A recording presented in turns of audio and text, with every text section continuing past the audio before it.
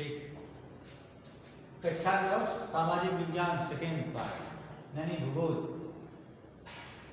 अच्छा, इसमें पहला पार्ट है भारत की स्थिति एवं विस्तार पढ़ा रहे हैं।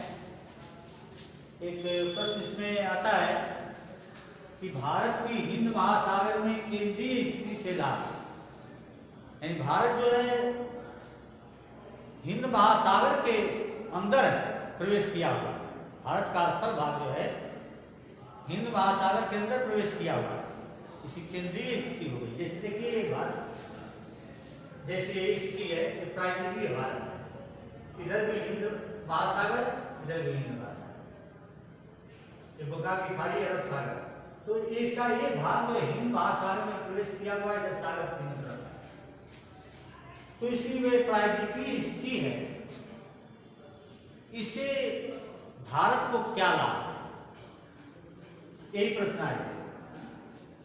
तो पहला देखिए, भारत की तट रेखा विशाल हो गई है। तट रेखा मतलब समुद्र के किनारे जो तट है, तो अब भारत की तट रेखा देखिए, इधर समुद्र है, एक पूरा तट रेखा, एक तो इसकी तट रेखा जो बनी, पहला लाभ कि तट रेखा इसकी बनी। दूसरा, विशाल तट रेखा पर गहरी खाड़ियां बन गई जो बंदरगाह के विकास में सहायक है। जब ये तट रेखा लंबी है तो इस पर बहुत सी खाड़ियां, खाड़ी क्या होती है, जल का वह भाग जो स्थल में प्रवेश किया, तो यहाँ खाड़ियां का एक है, जैसे बंगाल की खाड़ी है, यहाँ बंगाल की खाड़ी है, कई तो खाड़ियां जैसे ऐसे जल में प्रवेश की। तो जब कई तो खाड़ियां हो गई हैं, तो गहरी खाड़ी होने का मतलब ये बंदरगाह के विकास में सहायक होती है। बंदरगाह वही होता है जहां पर गहरी खाड़ी होती है, यदि उस खाड़ी में जहाज प्रवेश कर जाते हैं तो सागर के धारा का प्रभाव पर नहीं पड़ता है, आराम से जाकर जहाजें खड़ी हो जाती है और वहां पर सामान पारी और चढ़ाई जाती है, वो बंदरगाह के विकास में सहायक होती है।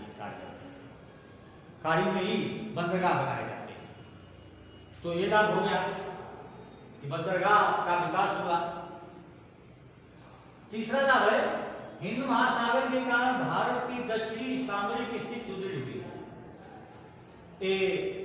दक्षिण की तरफ से, भारत के दक्षिण की तरफ से कोई भी आक्रमण करने वाला आज तक जो है आक्रमण करने का साहस नहीं किया है, सागर होने के कारण। तो कोई जो इधर से आक्रमण नहीं कर पाता है, यह लाभ हुआ तीसरा। इसके बाद चौथा है, भारत की जलवायु पर प्रभाव पड़ा है। इसका भारत की जलवायु पर भी विशेष प्रभाव पड़ा है। ऐसी स्थिति होने के कारण जब दक्षिण की तरफ से हवाएं चलती हैं तो इस सागर से जो है जलवाष्प लेकर के और स्थल भाग में प्रवेश करती है, और स्थल भाग में प्रवेश करती है, उत्तर की तरफ करती है, तो ये हिमालय से टकराती है और हिमालय से टकरा करके फिर वापस होकर के भारत में वर्षा करती है। अगर ऐसी स्थिति नहीं होती तो ये हमारे जो भारत के स्थल भाग में नहीं प्रवेश करती, क्योंकि स्थल भाग यहाँ नहीं रहता भारत का, तो उसकी जलवायु पर दूसरा प्रभाव होता है। लेकिन ऐसी स्थिति के कारण ये भारत में वर्षा होती है, यहाँ से दक्षिण भाग से जलवायु कूच करके और भारत में प्रवेश करती हैं स्थल भाग में, और इसके बाद जाकर उत्तर जब बढ़ती हैं तो हिमालय पर्वत से टकराती हैं, टकरा करके वापस आती हैं और फिर पूरे भारत में वर्षा करती हैं। कभी कभी ये पूर्वी घाट और पश्चिमी घाट, ये पहाड़ियां हैं, इनसे भी टकरा करके तटवर्ती क्षेत्रों में वर्षा होती है। तो ये लाभ हो गया चौथा, भारत की जलवायु पर प्रभाव पड़ा। अब जो है पांचवा, परिवहन तथा मछली उद्योग के केंद्र, जल परिवहन, जल के द्वारा यातायात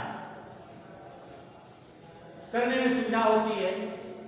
जब यहाँ तट क्षेत्र पर बंदरगाह हो गए तो इस बंदरगाह से भारत जो है अपनी सामान जल जहाज द्वारा, पानी के जहाज द्वारा दूसरे देशों को भेजता है और दूसरे देशों से फिर अपने देश में मंगाता है।